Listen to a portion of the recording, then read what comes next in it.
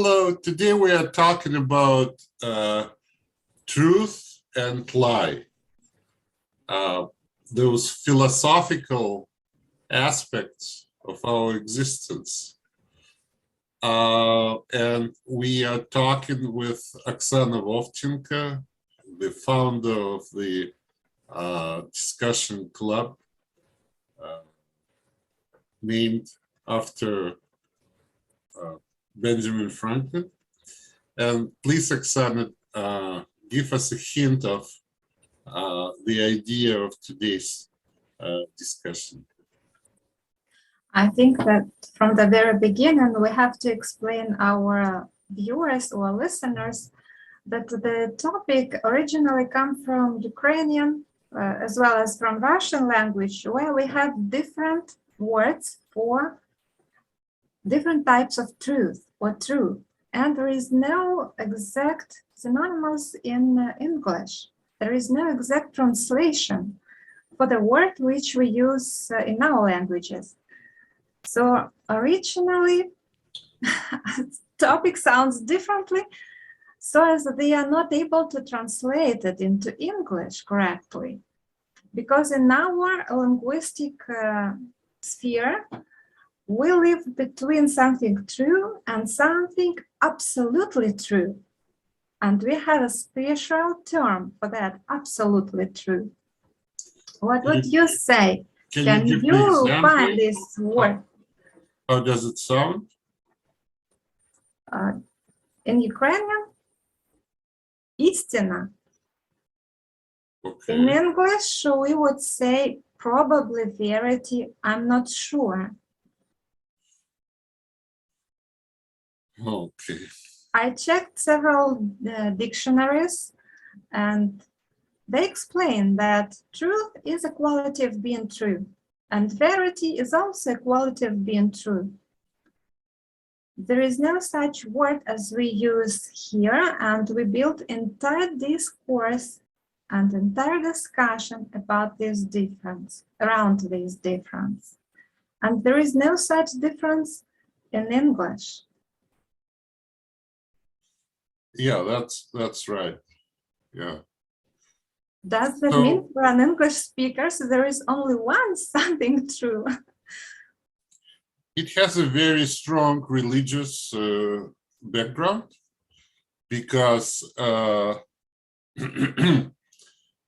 in Christianity, we say that Jesus Christ is the truth and the way and life and truth.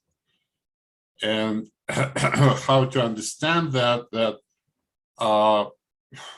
there is an ultimate truth, the ultimate reality. And when there's this scene in Gospel where Pontius Pilatus asking Jesus, what is truth? So it's a collision between two approaches. One which believes that there is an universal ultimate truth, and this truth is the source of all light and everything, like in Christianity, and obviously it's like God. And there is the philosophical approach that there is no such thing as the universal or ultimate truth, that anything, no matter how close to whatever the ideal truth might be, still we can find the arguments that it's not quite true, or from other perspective it's not even true, and so on and so on. So my understanding of these things have evolved. In my younger years, I was agreeing with Pilatus, with Pontius Pilatus, that truth is relative. Truth is whatever you believe truth is. Then in my Christian years, I adhered to the official Christian belief. And now, again, I think that truth is whatever you think is true. I came back to the same conclusion, because nobody can answer me the question, even there is a Almighty God, how can he prove himself that he is a true God? Like, even if he is God, but there is no way for him to prove it to himself. The same way with the truth. Even if there is an ultimate truth, it's unprovable that it is an ultimate truth, because there might be another layer of reality where this ultimate truth will become just an illusion. And as we all experience every day and every night, that when we dream, there is the whole set of true statements that we can say about this dreamlike reality, and then we wake up and none of them can be either proven or actually true. And since the human mind is not able to quite distinguish between the imaginary and non-imaginary, and some say that there is no such thing which is not imaginary, because as we say, we cannot perceive things as they are. We just reflect those things in our mind. We rebuild things that we trying to study within our mind, and all what we can do, we just study the imaginary items within our mind, and not the real objects of the real world, if such exist at all. So what I would like to say, when it comes to truth, it always is subject to such manipulations and bias that I would avoid those subjective opinions, whether things are true or false. Because even if we make the very false, ultimately false statement, on some level of reality, on some layer, it might be proven true. All right? So, and what do you think? I think that anyway, we need some objective truth, not just subjective. Otherwise, we are not able to interact. What about objective truth? Yeah, by saying so, you're like proving my point.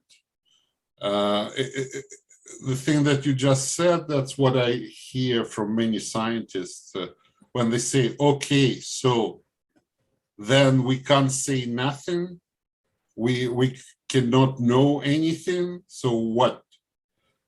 And they are just proving my point for the purpose of today's discussion, or a particular book, or a particular science, or a particular times.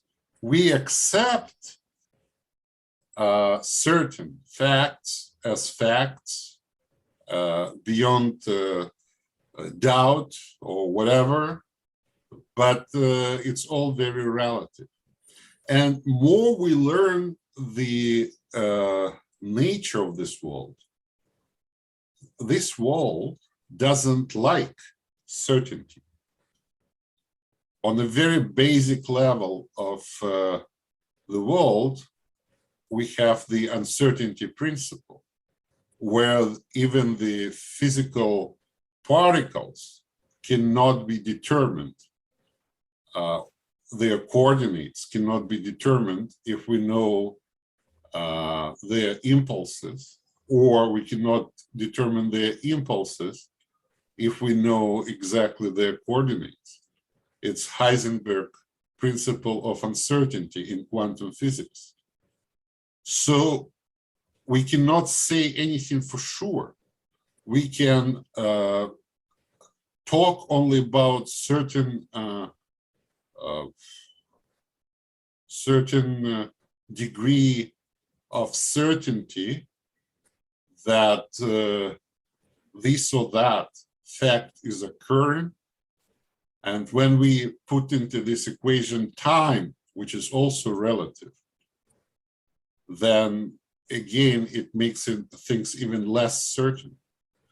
And when the basis of the world is so uncertain, and it's not just randomly uncertain, it's basically inherently uncertain, because if you remove those principles from the basis of the world, it will not be able to exist the way it exists. The most important pivotal processes in the universe, they are based on this uncertainty principle. We will not have stars shining if we will not have this uncertainty principle, because electromagnetic forces will not allow the protons to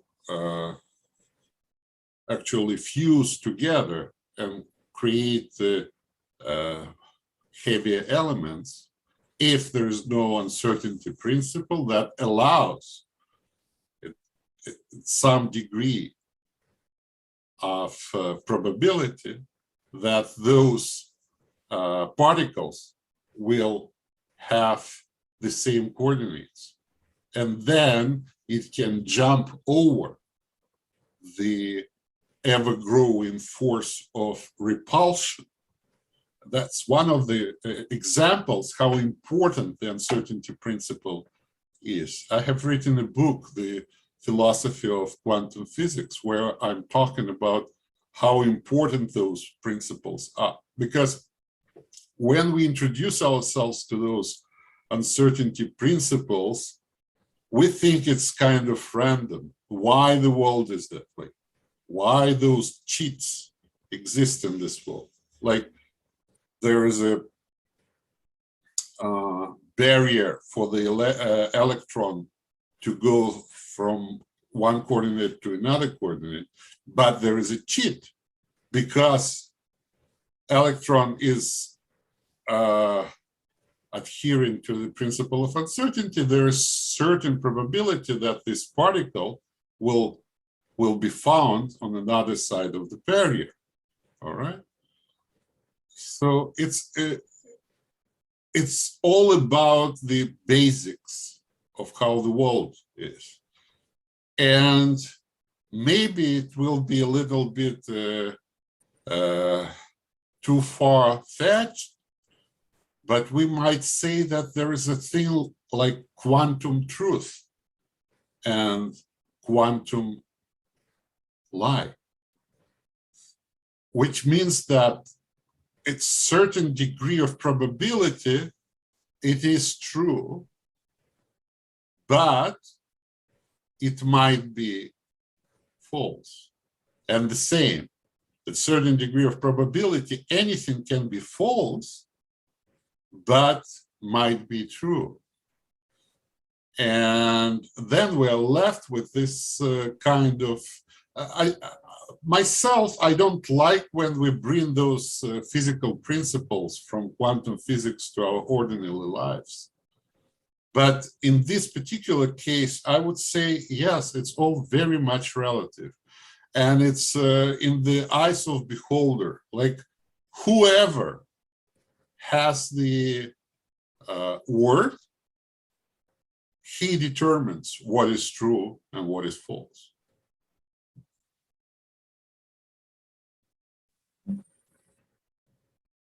So we need uncertainty even more than ultimate truth.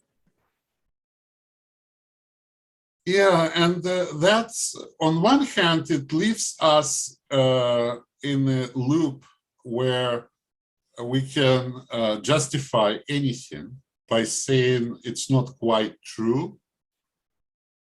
The Schrödinger cat is not quite dead.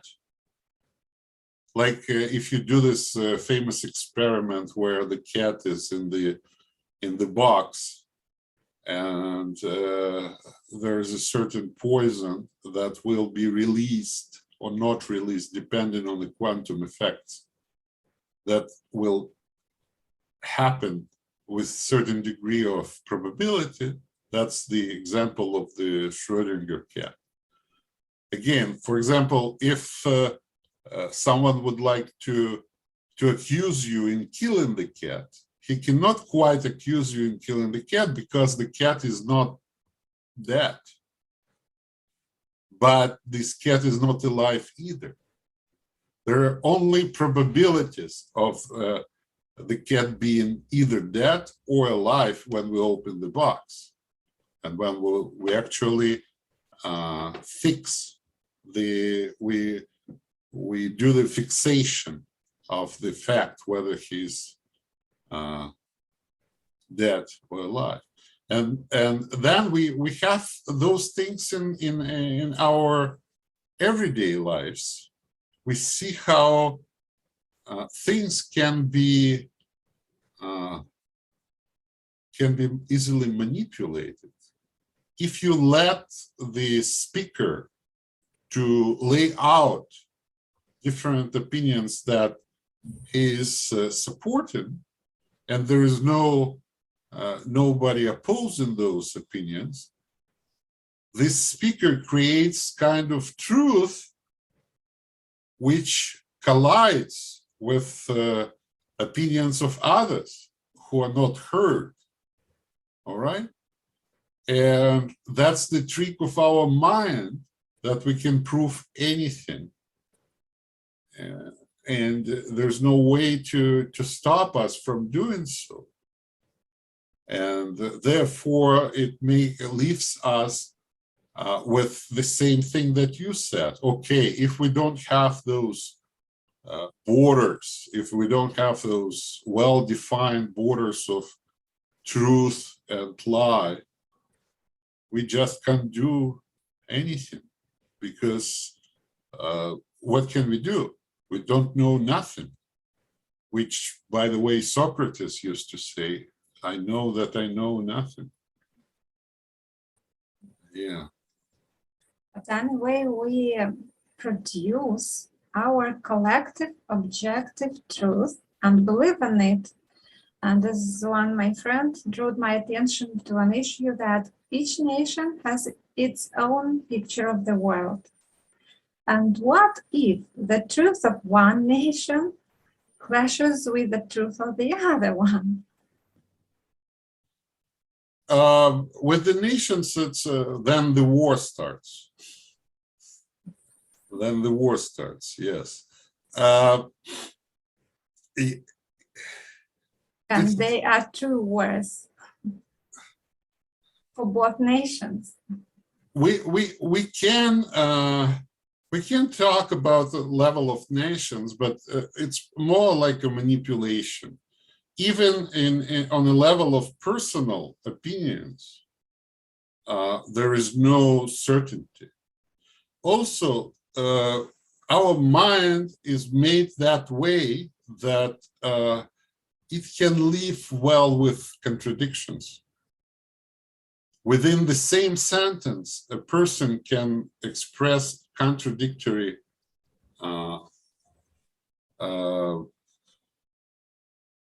statements in the same statement and still live with that and be okay with that. And that's quite problematic, because on one hand, it makes us very flexible, adjustable. We can adjust very easily to so many different things, including the political situations. And we will not see or feel uncomfortable that we are not consistent with our previous beliefs, or even currently we can have the competing beliefs within one mind and still contradict ourselves and be fine with that. Then with such a state, any sort of communication just turns into the pointless endeavor, where there is no point to prove whether things are true or false when this individual mind can live with that, having the same thing true and false simultaneously, which again looks like a quantum world. And if we go to the modern politics and what the average participant of the conflict has to say, for example, between Ukraine and Russia, they might have, within one mind, they might have very contradictory beliefs. And I have paid attention to that for a long time, and I'm trying to avoid this by talking within certain levels of discussion. Like, we can discuss the situation from historical geopolitical point, like chess game, without any involvement, where we don't care that people die, that cities are destroyed. That's one approach. We can discuss it from human point, where killing people is absolute taboo, and then we will have absolutely different outcomes. We can discuss it from biological point, where everything that happens is very natural, like in some sort of understanding. Yes, even though we, when we are talking about evolution, we always remember the Darwinian principles of the strongest survive, and we always forget about the cooperation that the species, and within the species, the individuals are prompted to support each other in order to support the survival of the group, rather than killing each other in fight for the resources, right? So yes, that's the problem when we are talking about the truth and lie. And that brings us to the expression that everyone has his own truth. But even worse, everyone who has his own truth is not very consistent with this truth either. And even more, living in this world of uncertainty, we produce lies deliberately. We simply tell lies. Oh yes, we add to the chaos. Intentionally or unintentionally, yes, we do.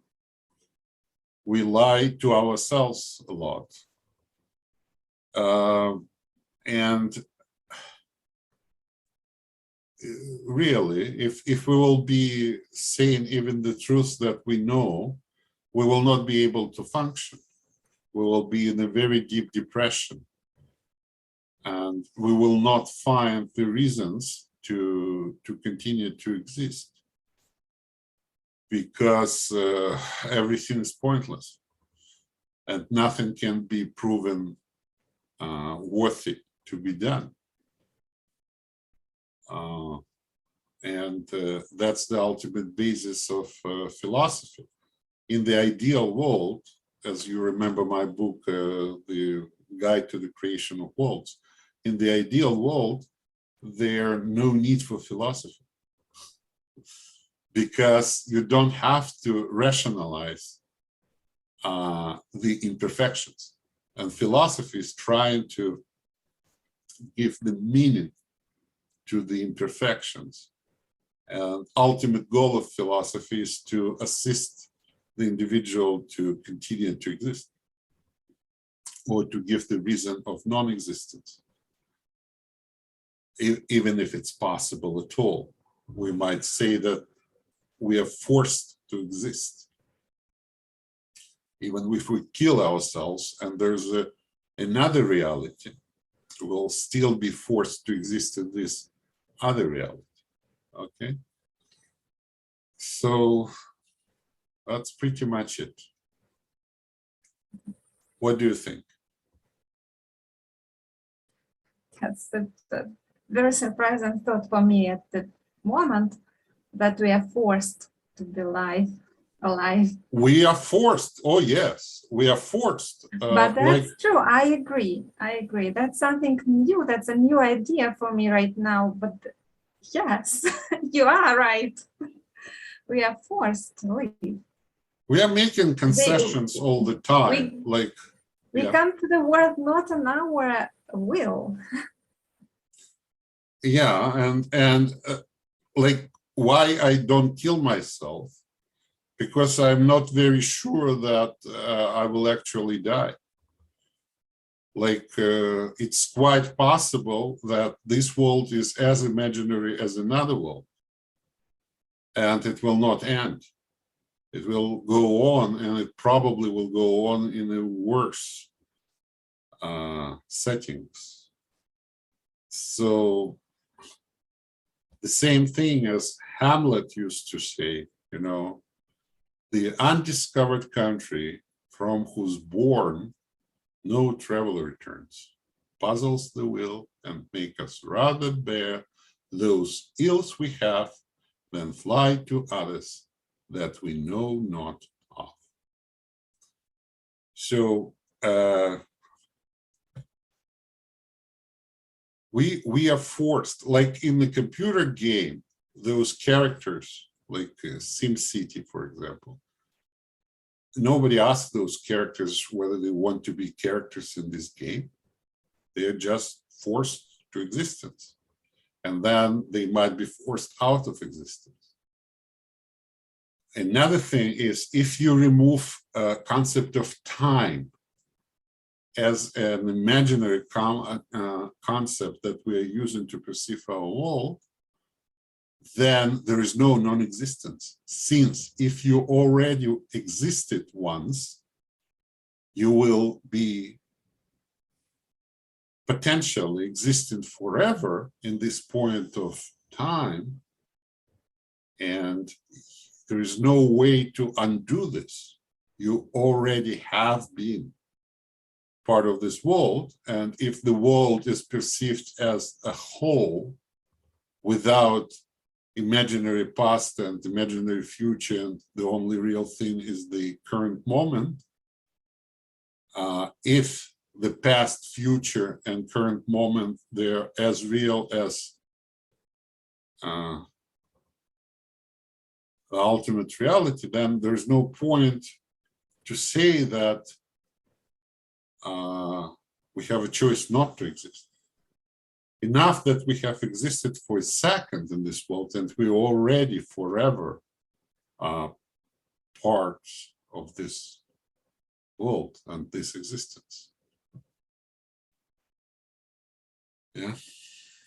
If we are forced to live, can we select the world or choose the world where we would like to live? Yeah, that's probably why we have such flexible minds, that we can be in a very deep shit, but still rationalize why being in deep shit is good and even better.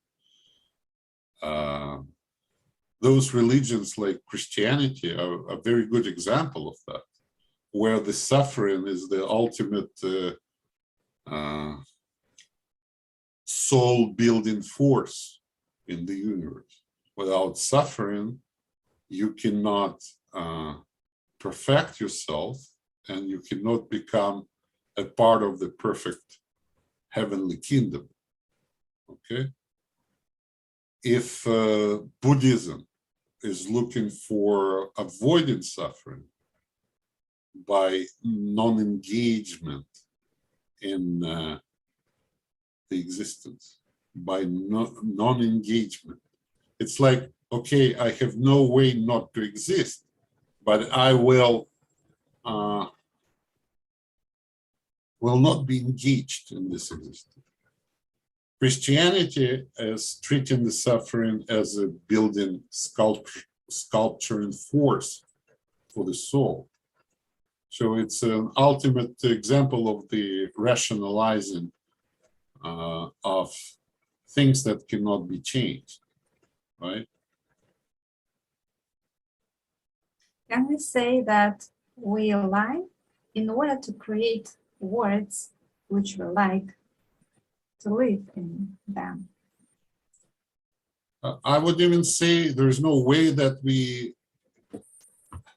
can not lie, because everything we do, say or not do can be proven false on a certain level. And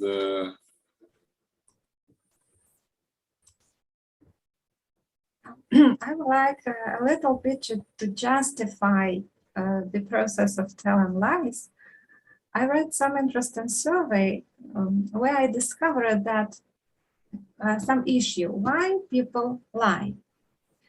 And not because they want to get some personal advantages or economic advantages, but there were such reasons like, for example, for a purpose of humor, or for the purpose of politeness, for social purpose, or altruistic purpose. What do you think about this? That people lie not because they are selfish or just protect themselves from some aggression or conflicts or get advantage, but they lie to please others. yeah, and to get more favorable environment for themselves. And the best lie is the lie that you believe in.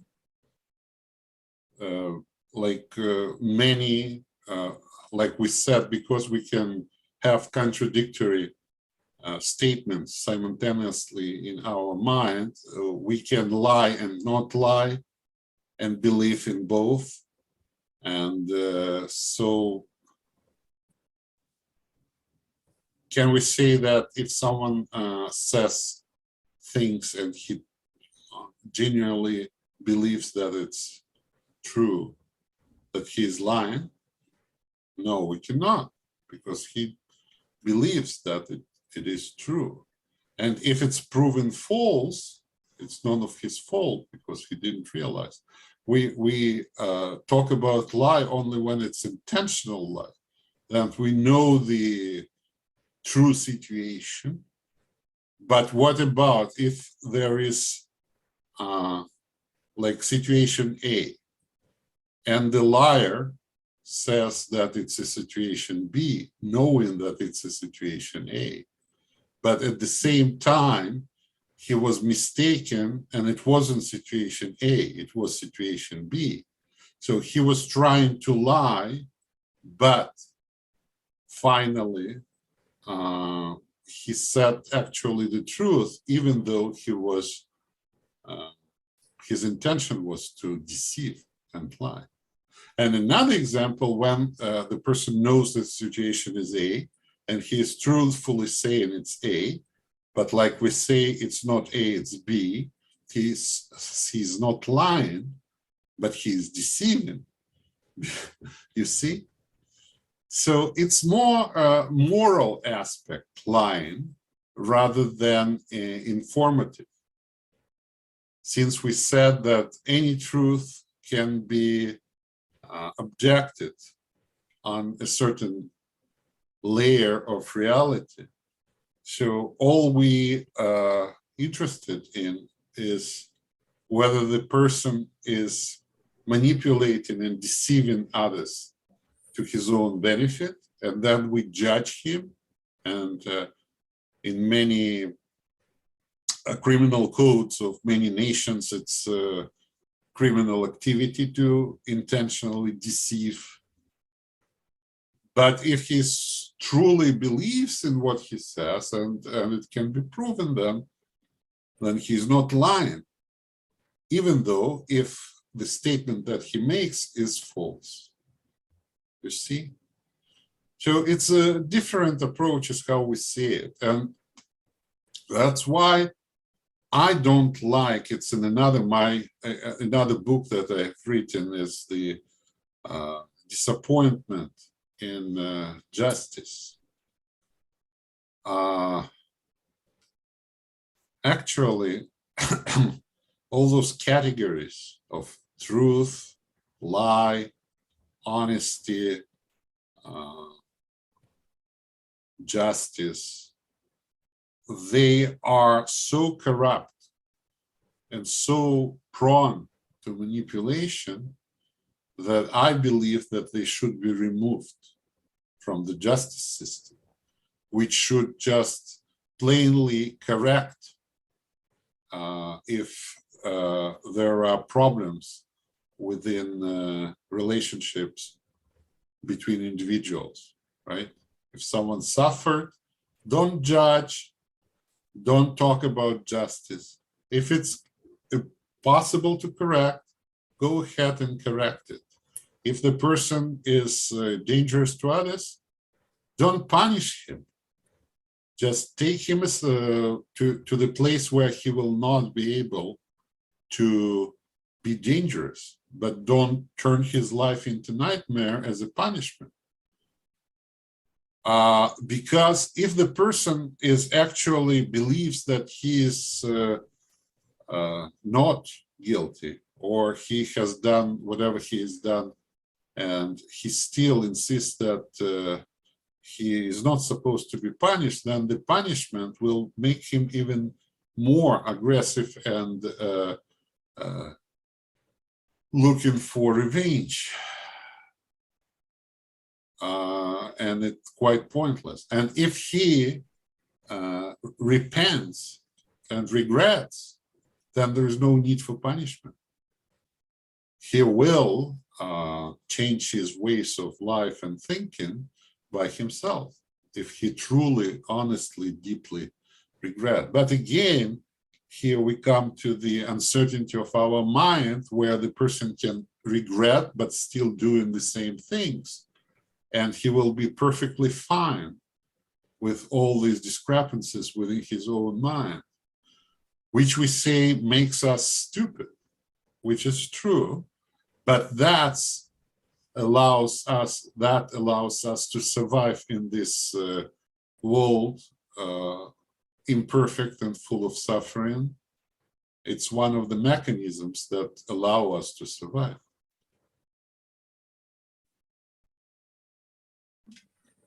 So we need to lie to survive. Oh yes, like your kid comes to you and says, "Mom, what will happen when I die?" You can say the factual things like, okay, we will put you in the wooden box. We will put you in a deep hole in the ground. Your flesh will be eaten by worms, such and such. And you will make a gestalt damage to this boy or girl for the rest of their life, right? Or you can say some sweet lie saying that, oh, whatever you say. If you are atheist, you will say one thing. If you are religious, you will say another thing. And one of the most pressing questions that the child is facing, it's mortality, that his existence will not be eternal. And when the kid learns about it, it's a kind of shock, right? It's not like he really likes the existence. He learns to like it, even if it's not likable. but the fact of self-destruction as a result of inevitable force which brings everybody to death and to halt of our existence in this reality, it's a huge stress. And if the kid asks us the technical side of the thing, what happens when I die, and if you say it in a sober, cold, senseless way, you will make a lot of damage. All right. The same things in the relationship. Some say, be truthful one day and you will end up unemployed, heavily beaten, Divorced. in the hospital, and so on. Like saying the truth can be very damaging.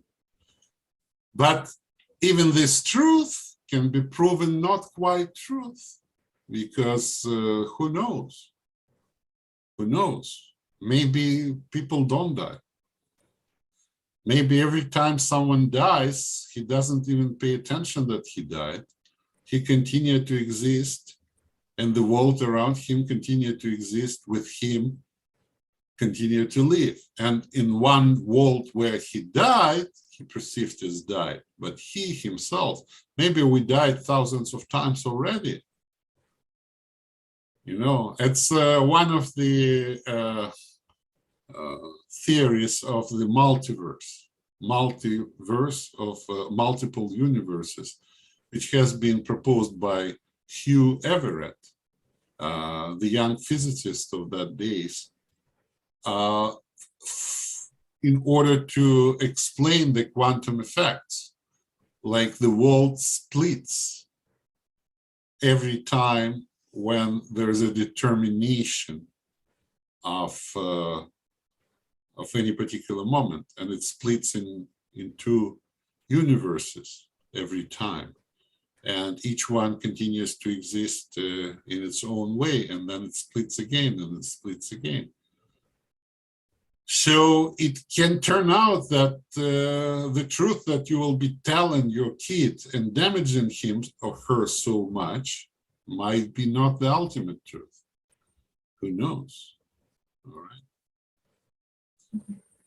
Or the atheist that says that doesn't matter, you will turn into the grass and new life, and it's all circle of life.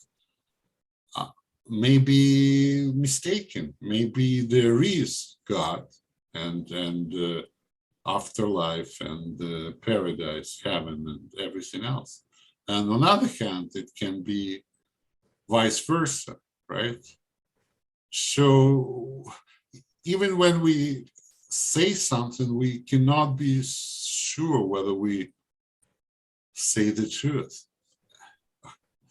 or not.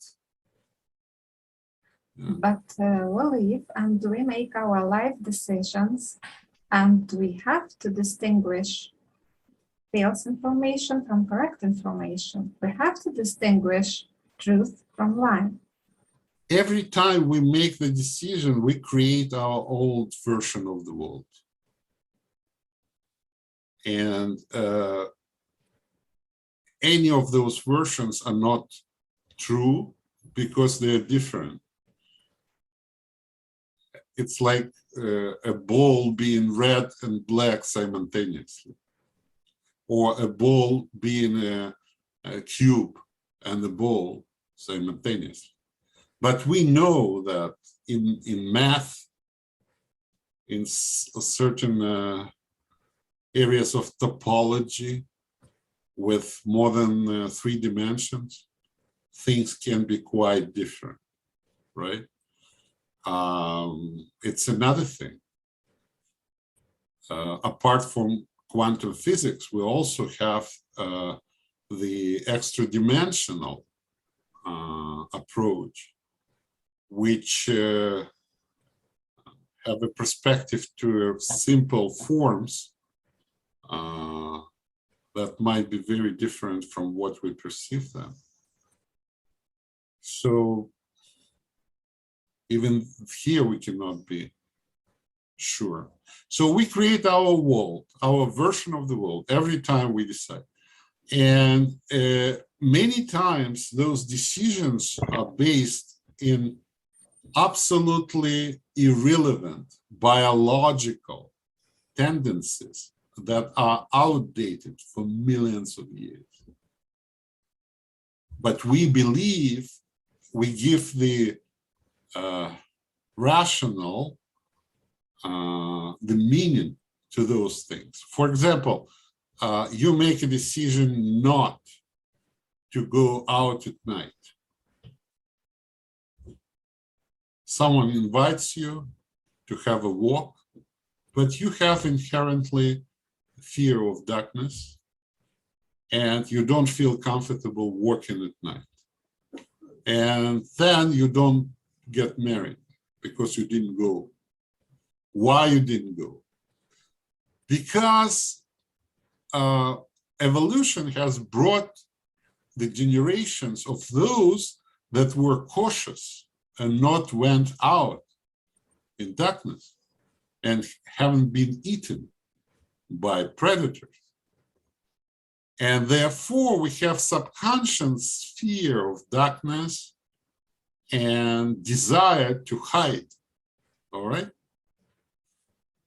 And it has nothing to do with your decision not to go at night out, not to go out at night, because it's safe. There's no of reasons that it has been benefiting your species for millions of years and ended up with particular individuals that prefer not to go at night, out at night. And it's just a random example.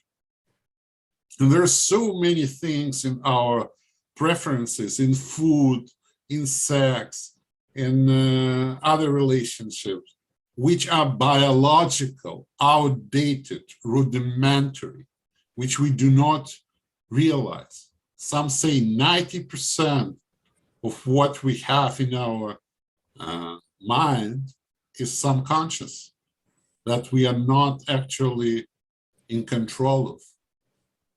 And of course, when it comes to the realization of certain actions, then we give an explanation because we can explain anything. Whatever we do or whatever anybody else does, we always can give the explanation. It will be false, but this explanation will be perceived by us as a true explanation, and that's how we build the world around us, which allows us somehow to operate in this illusionary world that we create around ourselves. Yeah, I agree with you. Probably reasoning is the process which produces life the most. Because we at the start we do on emotions, and then we start reasoning to justify our choice. And while this process of reasoning, we create all these lies to justify our behavior in the way we like. Exactly. And the worst is that sometimes we have to obey to other people's lives. Like you get married, for example, right? And then it's not already only yours false convictions or beliefs. You are influenced by such beliefs from your partner, spouse, and the spouse is influenced by parents, right? Like we say that when you get married, you're not marrying just the person you're marrying, you're marrying your parents as well. And she's trying to include, or he is trying to include you in his imaginary world. And if your worlds collide, there is a basis for the conflict, all right? And very often it leads to the divorce and break up But before the divorce, you have all this period of suffering and fights. But when you look at those things, actually, there might be not individual things. Mentality, things that in one culture, for example, in one family are acceptable and in another are not acceptable. But we attribute those things to this particular individual. And we say this particular individual is jealous. But in his culture, for example, it's normal to control and ask, where have you been and where are you going and blah, blah, blah. It's a virtue to be like that. Or other things. And even realizing that, it make intrusion into your world.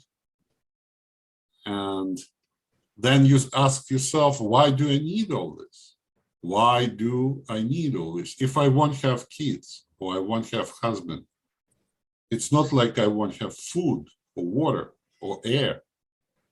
Biologically, I will survive. And here you will make a mistake. No, the nature has such drive to make you a couple and to make kids, that actually you will die if you don't do this. How? In different ways. You'll not get the rewarding hormones of being in love, oxytocin, dopamine, serotonin, and your organism will start suffering. Not only psychologically suffering, but physically suffering. And sooner or later, the diseases will develop and you will die prematurely. Because nature has its objectives. And if you are not complying with these objectives, nature just deletes you. And in all those descriptions, we can say that we are absolutely in a slave position in this existence, brought to this existence without our consent, manipulated in doing things that make us feel uncomfortable, that damages our quality of existence, colliding with our own tastes and beliefs, which actually are as false as it gets, because they have the sources not in ultimate truth, but somewhere in biology of our species. So, and if you start analyzing it on that level, you will not even be able to move a finger, because then what's the point to move the finger, right? When you start to analyze each and every move of your organism, then you end up with so much depression. It's very depressing. All those things that actually we are used and abused by nature, by whoever. All the interest is just, it feeds us only to take my sperm and get the next generation, and then just delete me from the page as an unnecessary mistake, right? And feeling this way makes us trying to rebel, write the poetry, write the music. But what poetry is? Poetry will be forgotten. The language changes. Even most valuable poems in 500 years, they are incomprehensible to majority of people. Music, okay, but again, music, the favorite music is what you are used to listen. You listen more, you like it more. Listen less, you like it less. So all those things are very human. You cannot get out of this human destiny to serve some alien purposes. Alien, I don't mean alien from space. I mean, they are not intrinsic. They are not coming from your own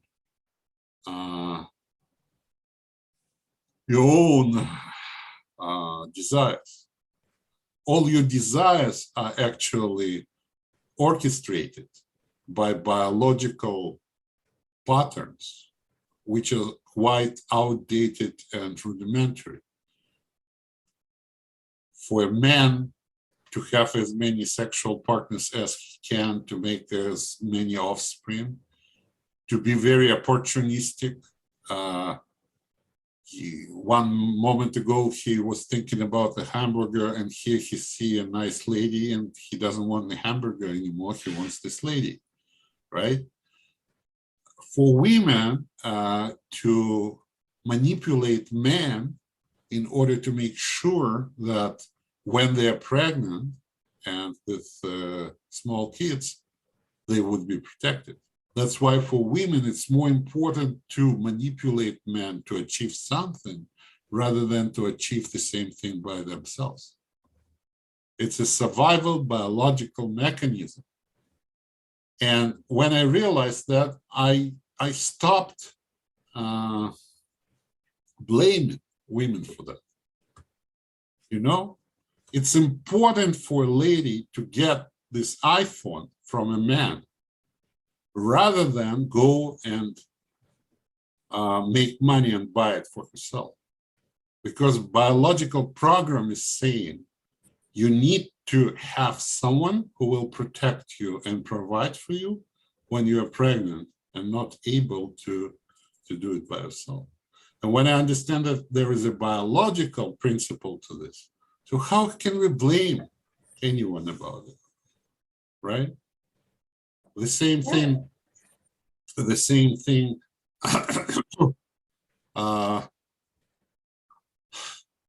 we talk about women that they're very pragmatic and so on, because they are worried about their offspring. That's again the biological property. If the man can go hunting and will always find what to eat with small kids and blah, blah, blah, they just can die of hunger. So therefore, a woman wants to bring more and more to the house, right? Why they divorce, that's the tricky thing. Because I think that there is a program for our species, for women to have kids from different men. That increases the chances of the survival of this woman. Even though they can get jealous and kill her, but if you had offspring from 3 men, these 3 men will be supporting their kids and therefore probably will be supporting you. And for nature, it's beneficial to try, like, it gets boring for the nature to see what one couple can produce, one boy, another boy. Nature wants the variety. And therefore, when there is no religious constraints anymore, and divorces are so prominent, we see that on average, the average lady would be in marriage 2, 3 times, 4 times during the lifetime. And many times the kids will be from different fathers. If we do DNA tests right now, we might see that a lot of kids would not be from the same husband, even if the family has been preserved for some reason, because there is a biological mechanism. And again, we all perceive those things as the true intentions, as the result of someone's behavior. No, it's just biology. And it's quite outdated biology. There is no benefit to this biology to the world anymore. but it's the strongest. And we cover this biology by our psychological explanations. He doesn't love me anymore. There's no spark in our relationship anymore. No, it's hormones. It's all hormones, and it's all biological pressure that squeezes you out to look for new man, and him squeezes out to look for a new woman. But your beliefs and family traditions, it may be religion or society, tries to hold you together. And therefore, you try to rationalize that. Why? Я не такая, я жду трамвая, or anything else. Doesn't matter how you rationalize it. And coming back to truth and lie, like lying in the family, right? What is better? To be honest, saying that, you know what, dear wife, I have no interest in you whatsoever. I don't. And she says, you know what, I don't either, you know? And then what? So we keep saying, honey, I love you. Yeah, there might be friendship. Yeah, friendship, co-survival, like more or less. But those biological dynamite that we have within ourselves, which is so outdated, so rudimentary, keeps destroying so many lives, right? One of the examples of the false beliefs, like Putin, it looks like this war, the only person on earth who supports this war is this person. Others who support... And not he only, 70% of Russian population supports. It's like I support whatever my wife says. They don't care. It's just convenient for them to support, because otherwise they have to answer, what should I do? If I don't support, I have to suffer, I have to go out, I have to... Now they convince themselves that they support. Tomorrow you will hang Putin and bring other powers, they will say, we never supported, right? And they will honestly believe it. Nobody needs those troubles right now. And this guy, he has the false beliefs that, and it's amazing how still the world is built in a way that the force of one's person illusion can be forced upon humanity. And with the price of nuclear war and other stuff, and it just outrageous. How still can we end up with this bullshit? And it's like every time we just end up with the same bullshit all the time. And we don't have the mechanism how to prevent it. Yeah. Exactly. Today my son asked me a very challenging question. He asked me, Mom, what would you choose to get $15,000 every week or to know everything in the world? Definitely the money. Yes, I told him that I would select $15,000 per week. Because like everything in the world. He was great knowledge. He was disappointed. Well, sincerely disappointed, because his choice was to know everything in the world. You need to tell him that in At Bible, this moment, I feel ashamed I thought that, Shouldn't. oh my God, he has such a desire to knowledge. And I feel that I'm not a very good person, and asked him, do you really desire all this knowledge for what? And he said, to be very powerful, Mom. That's all. That was not desire for knowledge. That was desire for power. Knowledge is not always power. And King Solomon used to say, the great knowledge is the great sorrow. In Hebrew, it's Yeda Rav Tsar Rav. And as we said, today's discussion has shown that knowing and thinking too much, overthinking, can paralyze us and leave us quite frustrated and disappointed. It's exactly what I thought about when I made my choice for $15,000. But I you didn't know want to be what would be my frustrated. answer? Yeah. I don't want either. Not the knowledge and not the money. Money is another trouble. Money is a trouble. You don't believe me, I know. First of all, I believe. anytime you get money, others want to get it away from you. You need to protect it. You need to hide it. You become a target for so many. Another thing, it's a very powerful, destructive force. Money destroys the relationship, the families, the societies.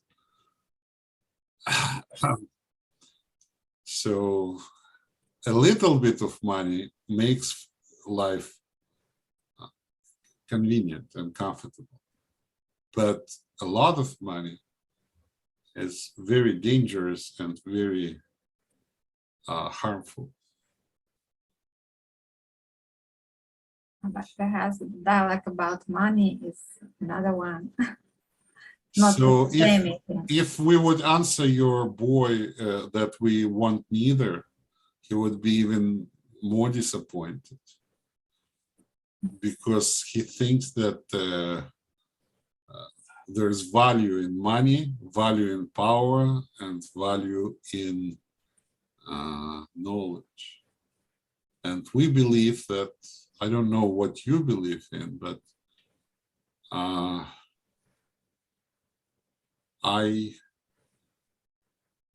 am very disappointed in all of this, in knowledge, in money, and what was the third one? Anyways. So, to make a conclusion of our conversation, such conversation can have happened 1,000 years ago, 2,000 years ago, 5,000 years ago. Maybe not quantum physics, but some sort of discussion of uncertainties and so on and so on. This world is imperfect. We need to admit it's quite stupid. And creatures that live in this world are quite stupid. And, and we are forced in being a part of this world.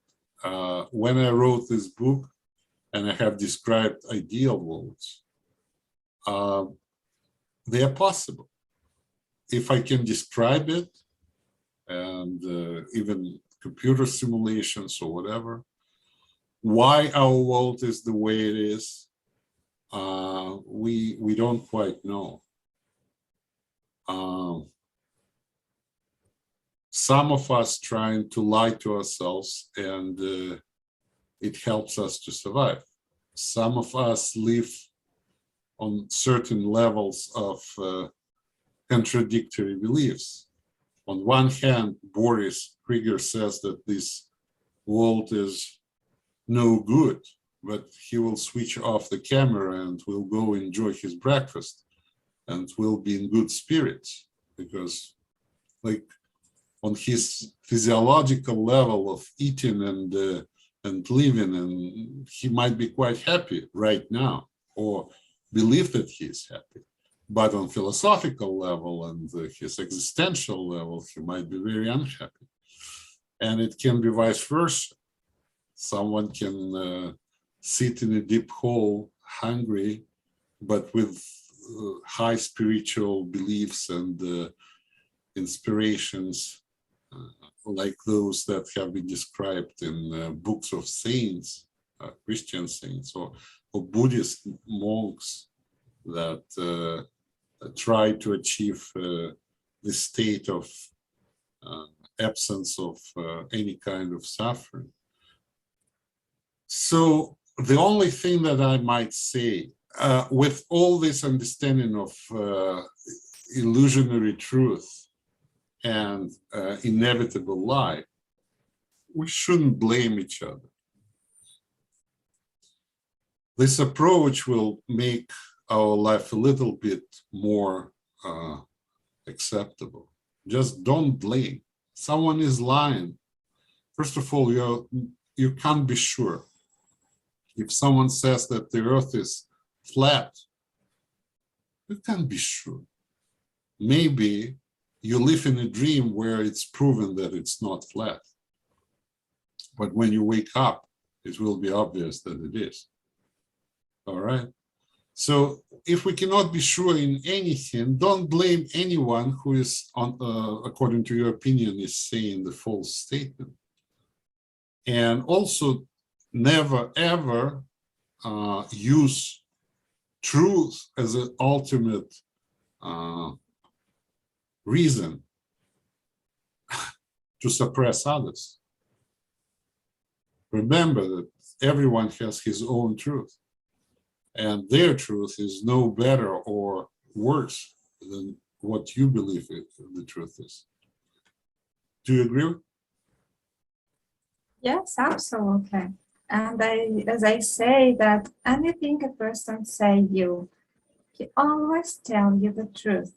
It depends on you if you hear it or not. Even if he deliberately called the scheme A to be scheme B, knowing that it was scheme A, you just can ask yourself, why he say this? At this very moment, he shows you truth. And it depends on you if you discover it or not. Thank you very much for this very interesting discussion. Thank you. Thank you.